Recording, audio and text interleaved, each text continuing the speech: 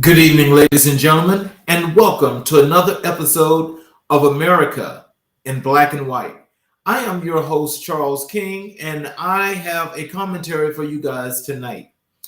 Tonight, we will be talking about culture, we will be talking about politics, and we will also be talking about underserved communities. First of all, I'd like to say for those of you that are watching on the YouTube channel, please hit the subscription and notifications button because every time we have a show, if you're not able to catch that show, you'll know it's there and you're able to log in and you will be able to see that show in its entirety. Second of all, for those of you that are here, I appreciate you for spending your time with us because tonight, just some of the things I like to speak on. I want to make sure that we can learn, or we can all get together, and we can put together plenty of information or things together to make our society that much better. We can make it as one. So first of all, what I like to start out discussing with you guys is culture. And when we think of culture, we can think of culture from many different things. We can think of it from ethnic perspectives. We can think of it as, just breaking it down into different segments, people that like to do sports, people that like to, people that are in politics that are in separate parties like Democratic and Republican. We can talk about entertainment, in that area where it's like you have the different genres, which are culturally the things that are fitting for those people that are inside those cultures. Now, the first thing I like to discuss with you all is I definitely would love it that for those that are watching this show, and for the things that we're going to discuss tonight, I definitely would appreciate if I can get some of you guys to, those that want to come on the show and discuss some of the issues that I'm talking about now, please, and you can contact me, and I'm more than welcome you to come to the show and we can discuss any of these issues that some of you either feel comfortable or you feel uncomfortable about, and we can definitely talk through, as to how you're feeling or why you're feeling the way you feel. I want to first start out, and I want to go really to the heart of the sports world. Sports is now taking on a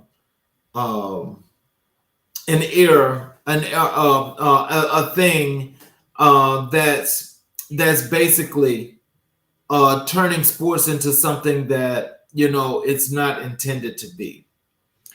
Originally, when we had the sports culture here in America, we all know that there was a point in time that if you were an African American, you were not allowed to play sports with people that did not look like you. You were not allowed. There was the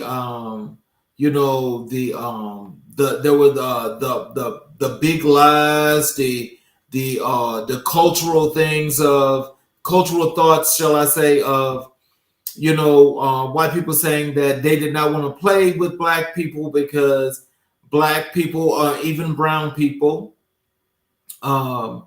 just did not fit or had the brain power to understand the rules of the games in which they created. Again, I say they created. Now,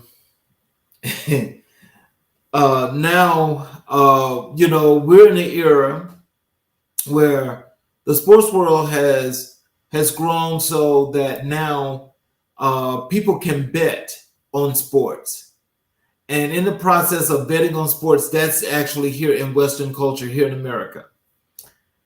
In betting on sports, you can bet on a player, you can bet on a color, you can bet on, that is, goals, touchdowns, touchdown passes, field goals, that is for basketball, points, assists, rebounds. You can bet on all those things. Hockey, you can bet on goals. You can bet on a player starting and not starting. These are things that's going on now that's actually taking away from the spirit of competition, because I am a person that was a big sports fan. I competed in sports, and at one point I was like just a diehard sports person.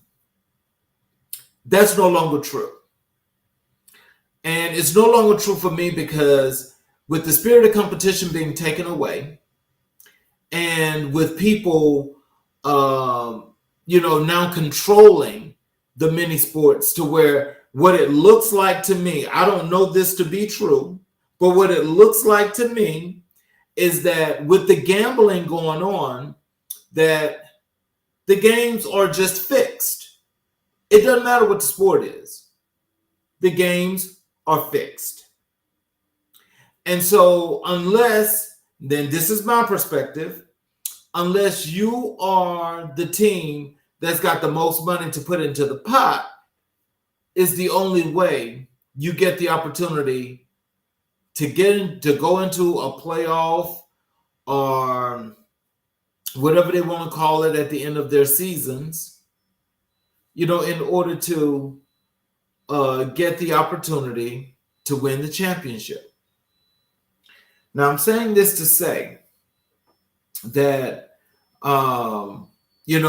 there's been a number of things that's happened in many, many sports, and the officiating for all of these sports now have taken a real serious turn. The turn that they have taken are the turns that, it more than shows that there's favorability. Now, if there's favorability, then what that says is that, there are, and, I'm not the only one that's watched sports, but there are several different sports where you have players, you have coaches that all give favorability when it comes to the officiating side, to where when it's clear that there are penalties that should be called on one team, they're not called. When there are fouls that should be called on teams and players, they're not called. And so I'm saying this to say that there is no more, it's a real spirit of competition.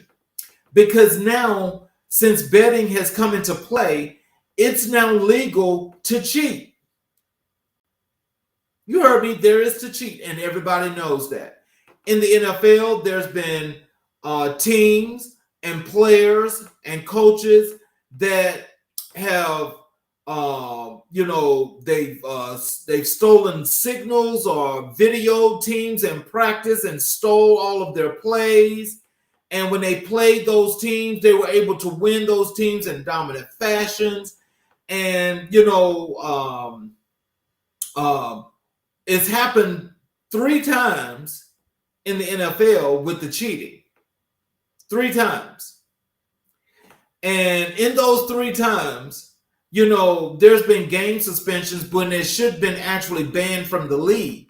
Because if anybody knows what happened with the Green Bay Packers and Paul Hornung, I can't say his last name properly, but this was back in the 50s when he was caught gambling and betting on the team, where they banned him and they even forbade him from getting into the Hall of Fame.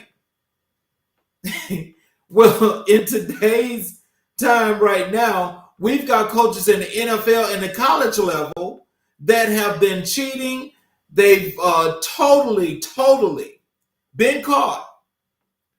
But other than, oh, we're going to give you some game suspensions, but then they're also praised for being the best coaches in their leagues. That's oxymoron to me. And I don't know how you do that. So culturally, if it's accepted now to cheat, how is it that we can say we still love these sports and we will go out all out for our teams? Now, I'll tell you, I used to be a diehard. Well, I still support the Pittsburgh Steelers, but I was all crazy about the Pittsburgh Steelers. But when it came to the Steelers, and there were some things that happened that I was aware of that, it kind of like it changed my support. I mean, I would never support any other team more than the Steelers, but when I watch football, I would rather watch the Steelers than just watch anybody else. I don't have a dog in the fight, but I just rather watch them because I grew up black and gold. But in this case, the Steelers were never one of those teams that was caught cheating and so forth. But there was a team that they played several times that was caught cheating and did this act against the Steelers. But nothing was ever done with that.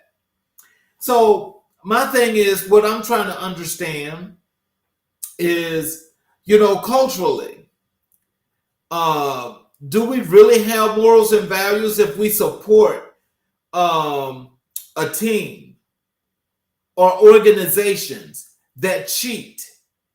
They steal signals and they still want to proclaim to be the best. But you have those that control the leagues that are supposed to penalize and do what's necessary to these people, and they don't. They just don't. So I just want to know, just from a cultural perspective, is that something that's acceptable? And now we look at now how women's sports have gotten to be so popular. Now there's people all over this thing with the rookie class of the WNBA. There's this young lady, Caitlin Clark. There's this young lady, I think her name is Angel Wilson, and all these other young folks that have come into, these young ladies that have come into the WNBA. The WNBA has been in existence for almost 30 years, almost 3 decades. And the women that made up that sport, they gave blood, sweat, and tears for that sport because it's what they liked. I actually started supporting the league and I was watching games. Well, I changed my mind about that after this season that just freshly got started, because that young lady, Caitlin Clark, it's like now the league has centered itself around this young lady, okay, and taken away all of her playing abilities, because if you come too close to her, they call all kind of fouls. But when she fouls, they don't call fouls. But she's not leading the league in any of the categories that an MVP would have. But she was upset that she was left off the Olympic team. Now, I don't know, I call that entitlement. But I mean, if she's got game, then I think she should be allowed to play and show that she's got talent. But I don't think because she's overshadowed by players that are better than her that she should get this preferential treatment. And so for me, I don't think people should keep watching the WNBA for that very reason. Because if it's going to be a specialty where you can't touch this player and this player can do what she wants to at will, that's a problem. But that's a shame for all these other young ladies that contribute and play this sport the way it should be played. So why are we babying one player compared to the rest of the league? I don't know. You tell me. because I honestly think that when it comes down to it, if the girl has got game like they say she does, then she should be playing it and displaying it. I don't see that. I really don't. I see somebody that can play and got some capabilities of playing, but I don't see her as that all-star superstar that they're putting out to be. I really don't. When it comes to tennis has now gotten into a negative limelight because now the umpires, and this has happened for those that follow tennis in particular sports, where it looks like the umpires have an issue with Coco Gauff. Coco Gauff is well on her way for being the next dominant women's tennis player. She so happens to be African American. And so I think when Coco actually correctly calls the rules to the umpire, that clearly took a point away from her that changed the trajectory of a match in which she was playing. That was horrible. The sport should have did what it was supposed to do, and it was supposed to reprimand that umpire and never let that umpire for a while. Because if it's clear that when a player challenges a call and wins the challenge, which means that that point should not be awarded, but the umpire awards the point anyway, that's a problem. This is happening to Coco Gauff in a lot of the majors. Okay? It's happened at Australia. It's happened at one of the summer circuit tournaments here this past month, and it's crazy. So my thing is what I feel is that in sports is that they've let in too much of the political aspects of the world come into the sport itself, because it's like, oh, it's been so dominated by white men and women that nobody that's non-black and white should ever break records or overshadow what these people have done. That's what it says to me. Okay? So it's like, if you don't have what it takes to be on the court to play a powerful player that can play a game just like you're supposed to be able to, if you can't handle that heat, you shouldn't be in the kitchen. You shouldn't be in the kitchen. I'm calling out all these sports because, there's the same take on each and every last one of these that's actually raising questions. And the questions that they're raising are very valid. But the people that put the money into the game and support the sports, it's like there's a problem there. It's the same thing when we talk about entertainment. In entertainment, now it's like, look at what's happening with this P. Diddy situation. This is a horrible thing. This is totally, totally horrible. I think anybody that could do things, I don't know what happened or what transpired, but I'm just saying, if people are putting stuff in people's drinks, that's drugging them, and having sex with them unbeknownst to them, that's rape to me. But I mean, some of all these things, they're talking about trafficking. They're talking about different homoerogenous stuff, for things that have transpired, which, I don't think it matters what people do in their personal lives. But I think when you take advantage of other people, if those kind of things are happening where you're drugging people, something should happen about that.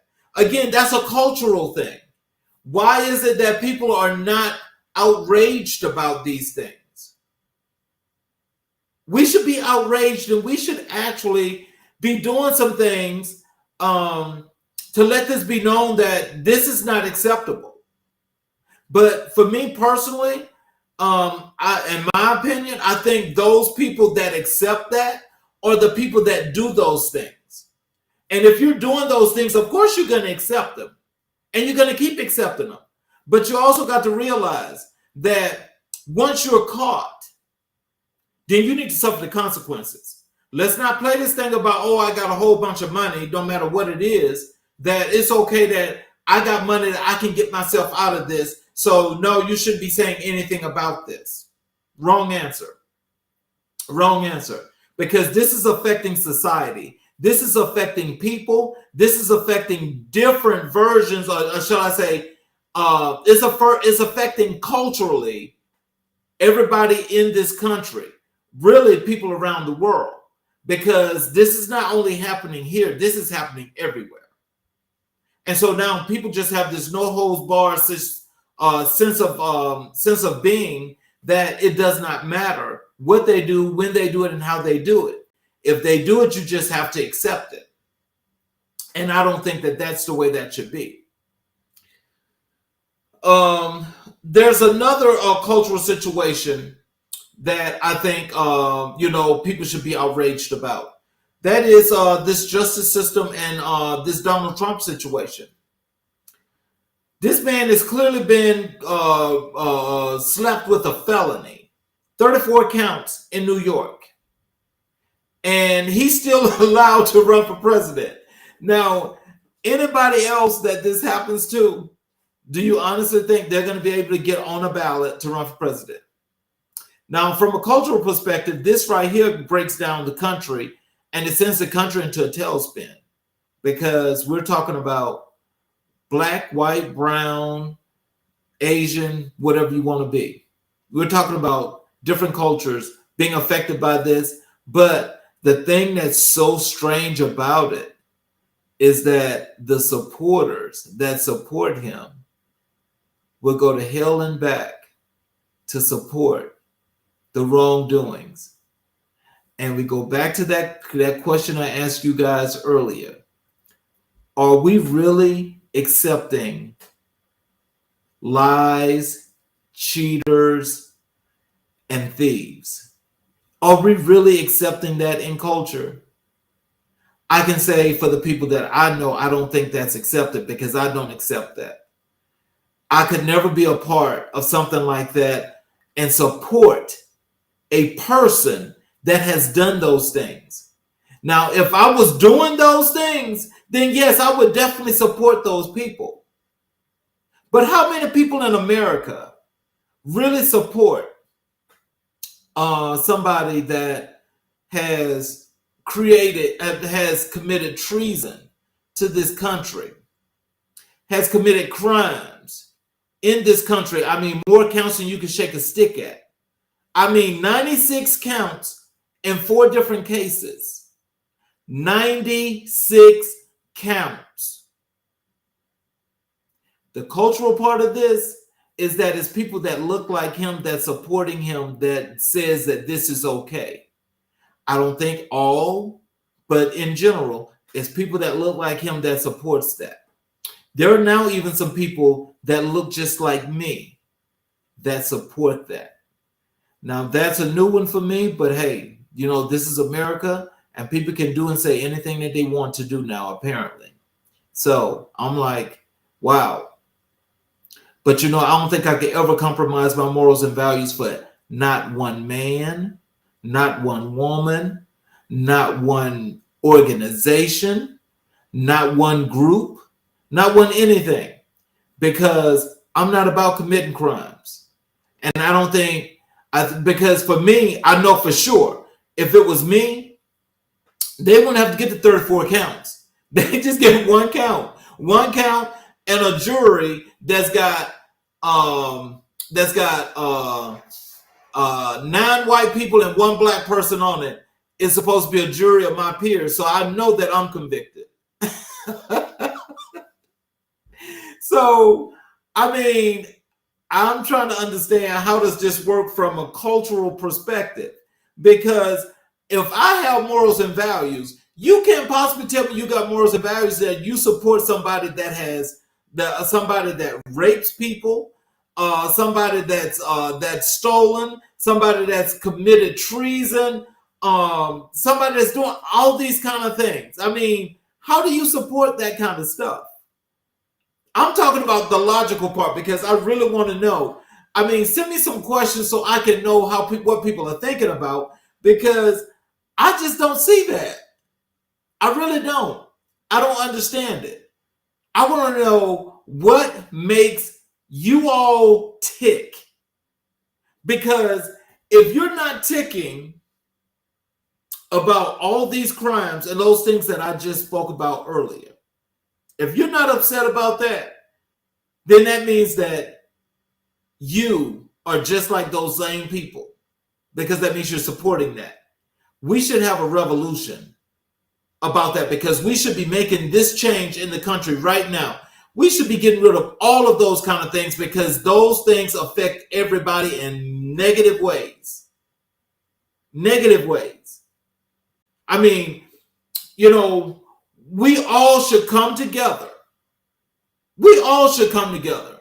And we all need to make this change because it's these people that are doing the cultural influences on our kids. And these are the influences on the kids that say, hey, they did it, I can do it too. And we know that's not right. Now, what may be right is that for some people that may be able to do that, they can get away with it because they've got privilege. So if you got privilege, you can do that. But I would not want something like that influencing my kids because all of that's negative. And if you have stolen and did all this stuff for all your life, why the hell would I want my kid to even follow something like that? You can't have it both ways. Well, okay, well, I want to invest in this because I want to make money because of this. But no, I don't really like doing this. But it's the same thing. You can't have it both ways. If you can split the baby like that, then I want to know how you do it. My last thing I want to talk about when it comes to cultural situations is entrepreneurship.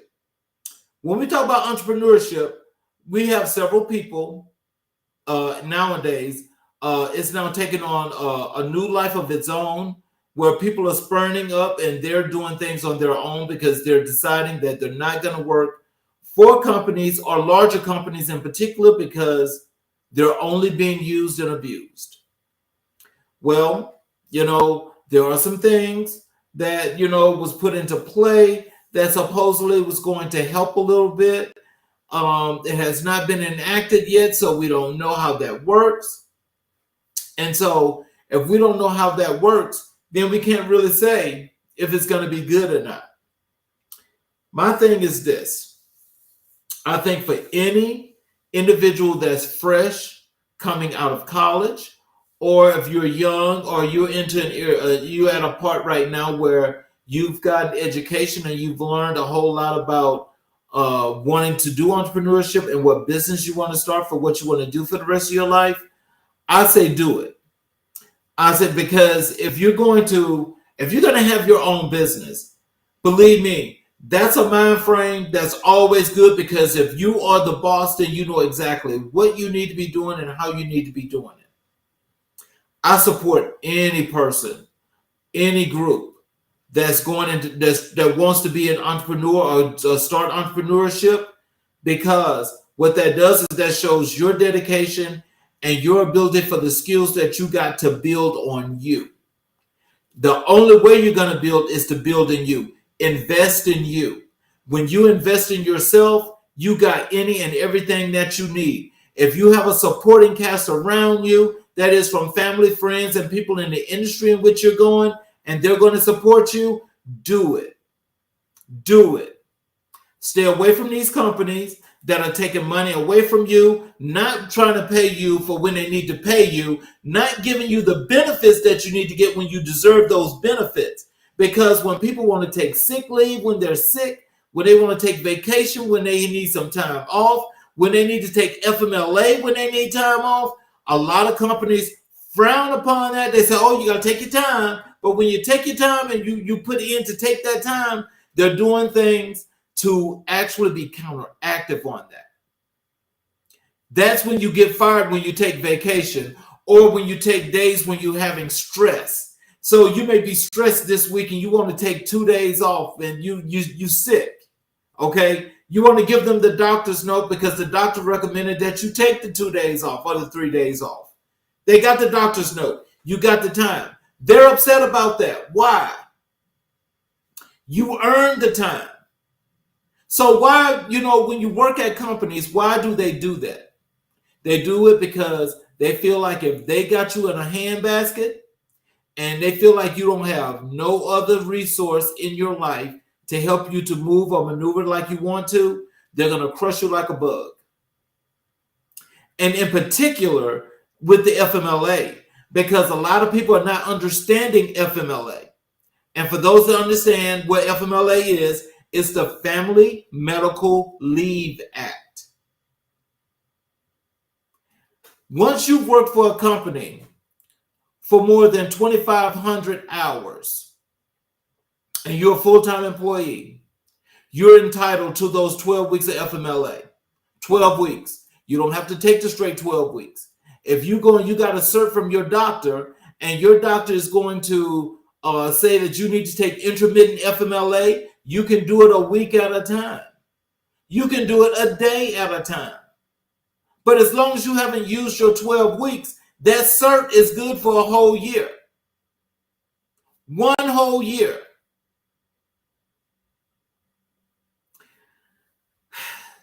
These are some of the things that I actually talk to clients that I try to work with and bring in, is because that's part of compliance.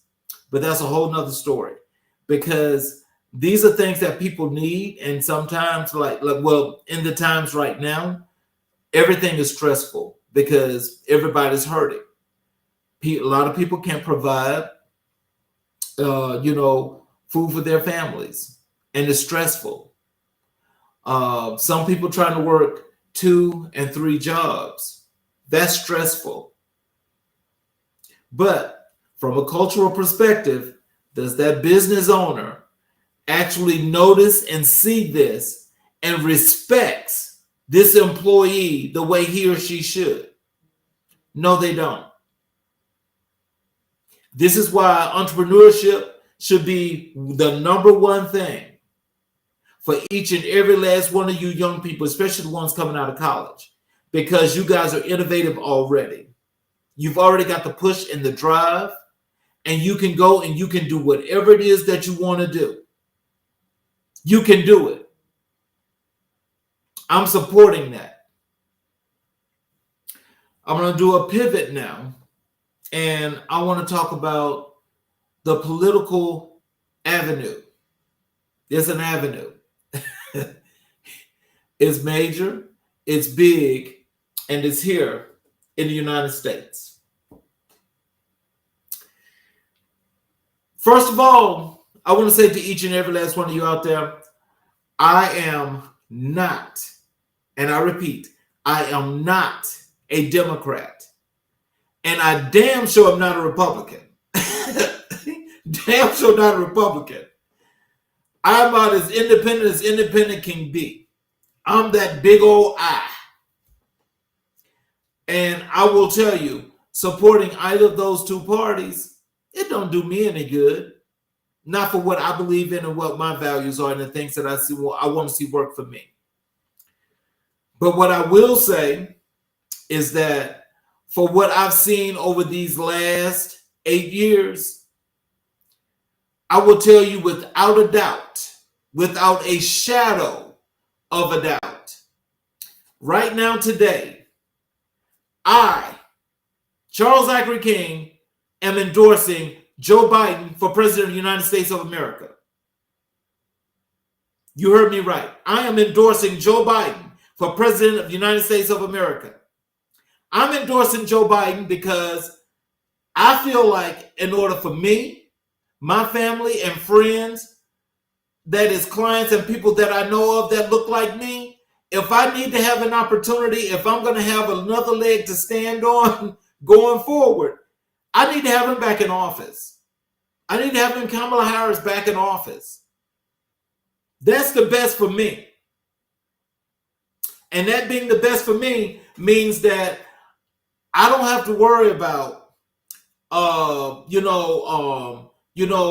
these people thinking that every year that pass that they don't have a felon in office, that they're going to come and they're going to try to overthrow the government again. What I don't understand about the government, though, is when they know these people are coming to overthrow the government, they act as though if they have to sit on their hands. But when you had a peaceful protest in Washington, D.C.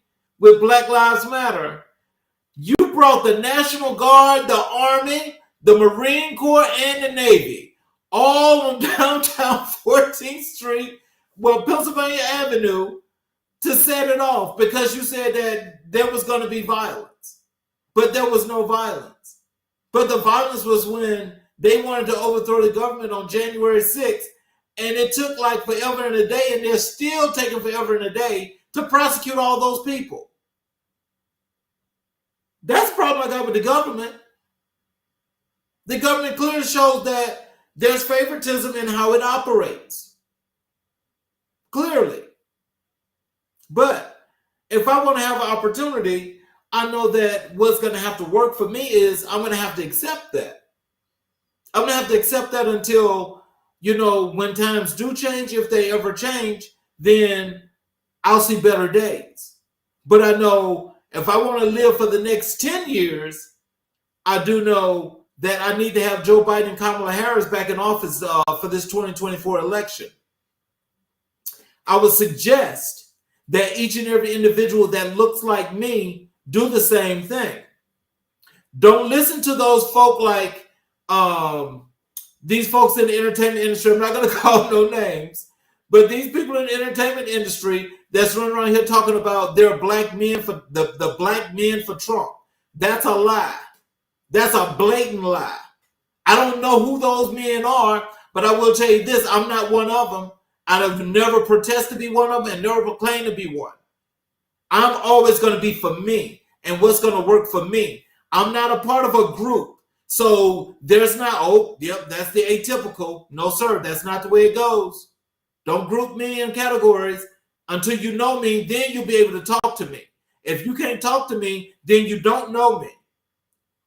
But to say that there are black men for Trump and all black men are for Trump, that's a lie. Stop it. Please, just stop it. Because that's nonsensical. That's nonsensical. How in the hell are you going to group and categorize every black man in some group that you that's an elitist group of all of you that's running around here that's playing gatekeeper for other folk and saying that this is where we are? Stop trying to influence the election in the wrong way, because that's definitely not true. And unless you all are sitting there playing these games with these posters, which could be happening, then hey, we talk about something totally different. But that is not something that should be said on national TV or an interview that's being conducted, and they want to play a sound bite over the TV and say, oh, black men voting for Trump. That's a lie. That's a lie. Yes, it is a big lie. And, there's some things about this 2024 election that's so important, and I want to share them with you all because I think it's some things that we all need to see. I got this report. This is from Pew Research, okay? This is an 80-page report. This report, the title of it is called Cultural Issues and the 2024 Election.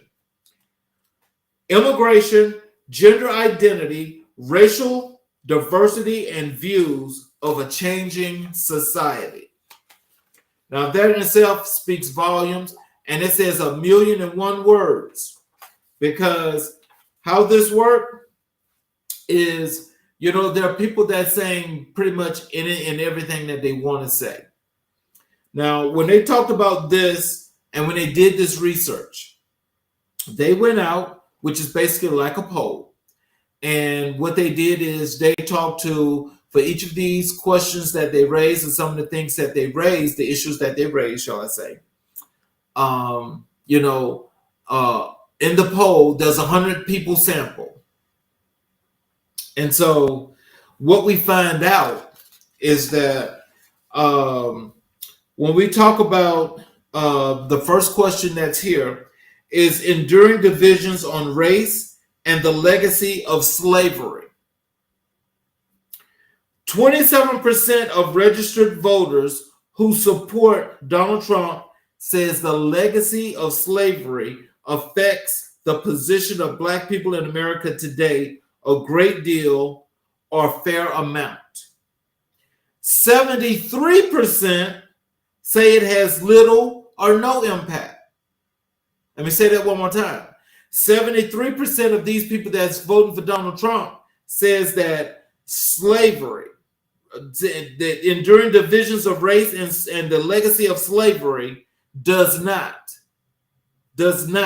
affect Black people. 73%.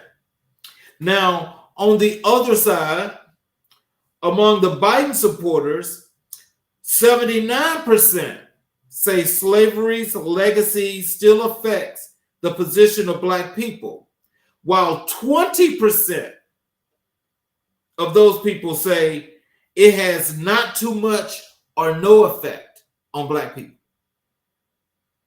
Now, it doesn't matter how small that ratio is. Now, I still have a problem with that, but it's still more than a 50-point advantage for those that believe that it does affect Black people. Now, that's the difference there. And it's not like, oh, I'm looking for something to validate and verify. I just know when I see that, I see that's an alarming number for me because, and that's on the good side, shall I say, but it's an alarming number that says, hey, at least there are some people that's thinking in a right way. When we're talking about this gender identity and same-sex marriage, there's a problem there as well because a growing share of voters, 65%, say whether a person is a man or woman is determined by the sex were assigned at birth. 34% say someone can be a man or a woman even if that differs from their sex birth.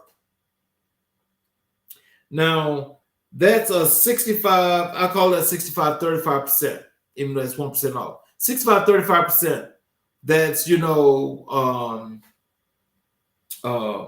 for when it comes to talking about gender identity.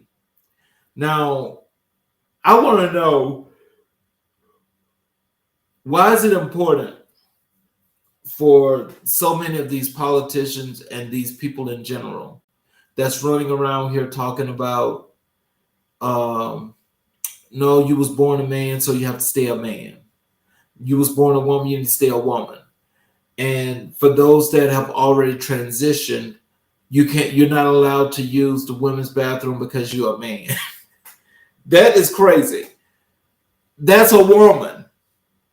A woman is a woman, regardless of the case. You might not like what you know about that woman, but that's a woman. What is the problem with people doing what they want to do with their lives? I want to know. And you see, this problem stems from the church. This stems from the church. This is them, those crazy, controlling folk that are, I think they're Baptists or whatever they may be, something on that side of religion.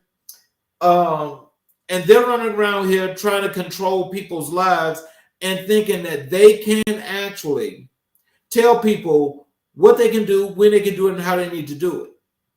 Instead of keeping their eyes and minding their own business and stop stealing from people and building all these churches all over the place that's actually putting these people in cults, because it's like a whole bunch of cults. And so when you can run around here and you talk, oh, well, this is what I'm doing. This is what the Lord said. This is what Jesus said. And so this is what I got to do. No, you see, here in Western culture, when they're doing all of that, it's all about the control.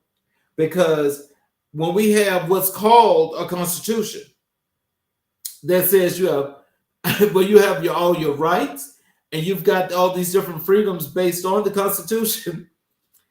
How is it that we can come right back and we can put church and state together? We can put politics and church together because that's how it works. That's how it functions. That's how it operates. That's not the way that was supposed to be, but they're doing it. And so, because somebody is a part of the LGBTQ community, they're living their lives in a peaceful way. They're doing what they do, celebrating life like always, like people can do it anytime they want to. They ain't bothering nobody, but because they're not like you, it's a problem. Who wants to be like somebody that's trying to control somebody's life,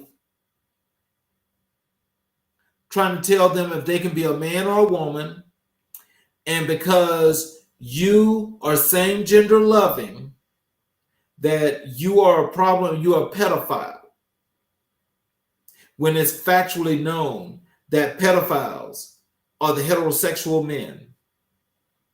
People in the LGBT community are saving children. Saving children. Saving children. Not molesting them. Not raping them. Not battering them and killing them. The LGBTQ community is about the love. Come on, people, get on board. Stop all this divisiveness, and we all know where that stems from. And how they do this, I just will never understand. But in this thing about gender identity, 90% of the people that support Donald Trump say that your gender is determined by your sex at birth. And so, you know, under the Biden, with Biden in the same poll, the Biden supporters were 59% say that gender can be different from sex at birth, while 39% say gender is determined by sex at birth. Those numbers are kind of close, but, you know, the 20%, you know, in favor of people living their lives the way they want to, I can understand that. It should be more, but, you know, you got people that still want to get into this controlling thing via the church. Oh, man. So now when we talk about a national effort, we're talking about immigration now. When it comes to immigration, there's a very sharp divide between Trump supporters and Biden supporters. 63% of the Trump supporters, they support a national effort to deport all of those in the country illegally, compared to just 11% of the Biden supporters would want something like that. When it comes to criminal justice, a majority of voters, 61%, say the criminal justice system is generally not tough enough on criminals. Okay, just 13% say the system is too tough, while 25% say it treats criminals about right. Now, on the Trump side, those supporters are at 81%. And on the Biden side, those supporters are at 40%. Now, let me just tell you, and you know, you don't need a scientist to tell you this, but that means that when they say the justice system is not too tough, that means that they want all black people incarcerated. That's all they're saying. Because other than black and brown people, who's being incarcerated at a higher rate of numbers? Nobody. The changing American family. Now, we know it's different from 40 to 50 years ago, but 3 times as many Trump supporters as Biden supporters say society is better if people prioritize marriage and family. That's 59% for the Trump folk and 19% for the Biden folk. Now, how are you going to make somebody marry a woman or marry a man that they don't want to marry? That don't even make sense. That don't even make sense. I want someone to tell me if that makes sense and how and why it makes sense, because that does not make sense. We're going to talk about abortion now. Now, this is another thing that I find to be totally overwhelming for me, because there's so many young ladies now that are in these states that are strictly where they have an abortion ban. And the one thing that most of them are, what's happening now is they're suffering because the woman has got some kind of health issue and she can't carry the child. But if she aborts the child, she goes to prison. So she's going to have to bear a pregnancy where she's got a fetus inside of her that's dead, not doing anything, and it just has to be there. So now I want you to think about a dead fetus being inside of a woman and she can't do nothing about it. Does that sound fair? Does that mean that her life is not important?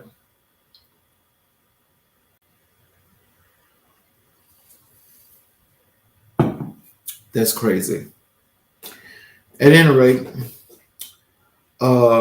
with this part of the poll, 88% of Biden supporters say abortion should be legal in all or most cases.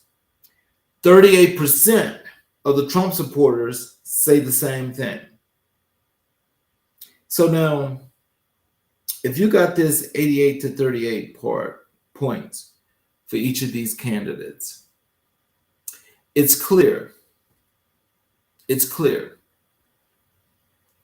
that Biden is choosing to side with choice. I believe in choice as well.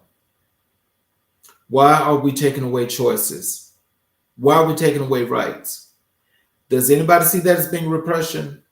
Does anybody see that as being a sign of this is not the way things are supposed to be? We know that one population is shorter than the other. Always has been. But to sit there and come up with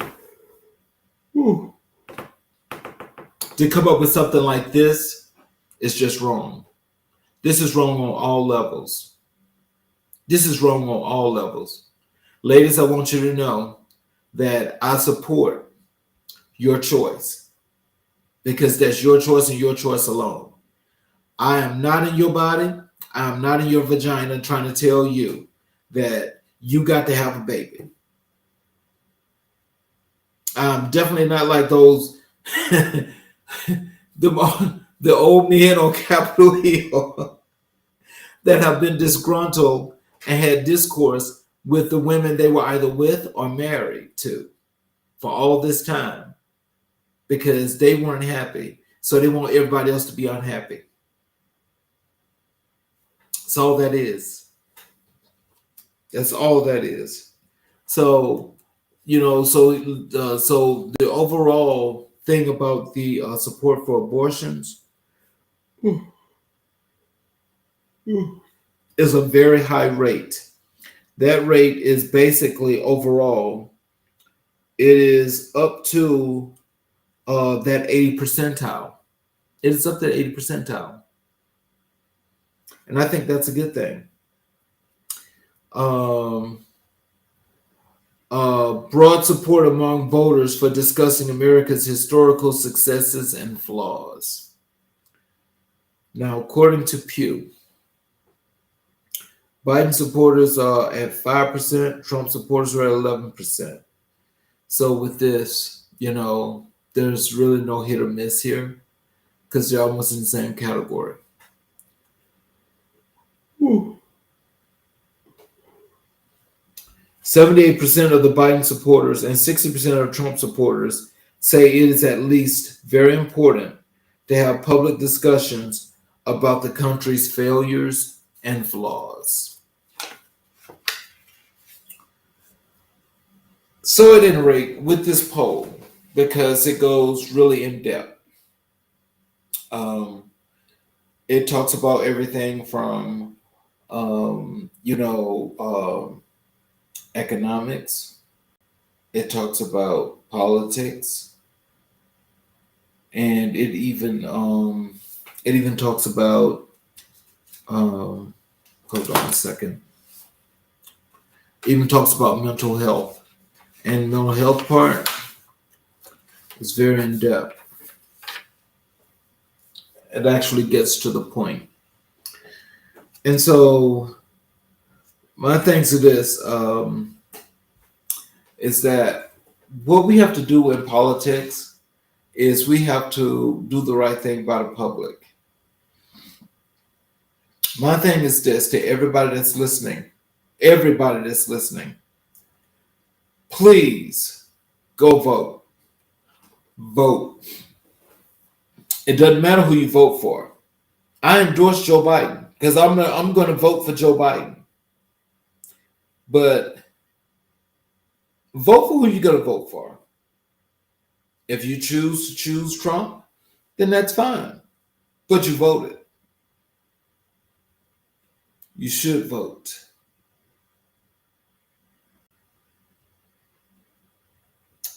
So our next thing here is, there's one more thing about voting. I need all of you guys to make sure you're out there voting on November 5th. All those primaries, all those special elections in between, please go vote, because on your local level, the local level is what's actually controlling all of politics. So if you know the folks that represent you, State House, State Senate, Secretary of State, all of those people, you want to vote for them. Make sure you vote for each and every part that you need, that you can vote for. Now, as an independent here in Georgia, that's not the way that works in most case scenario, but we'll find out if there's something different about that now. But just make sure you vote. Your vote counts, and everything that you decide that you want to see in a candidate, please write it down. Write it down. And so, in closing, I'd like to thank each and every last one of you for being here on the show tonight. I'd like to thank you for watching. I'd like to thank you for your support. And I want to say that as you're going through and all the things that you feel are important to you, please make sure you jot them down and you find out and do some research on them. If you need to ask me some questions, please write me some questions there in the comment, and I'll be more than happy to reply back. To all of you, please have a great evening. Please have a great night. And I will definitely see you guys next week. No, not next week. I'll see you guys tomorrow.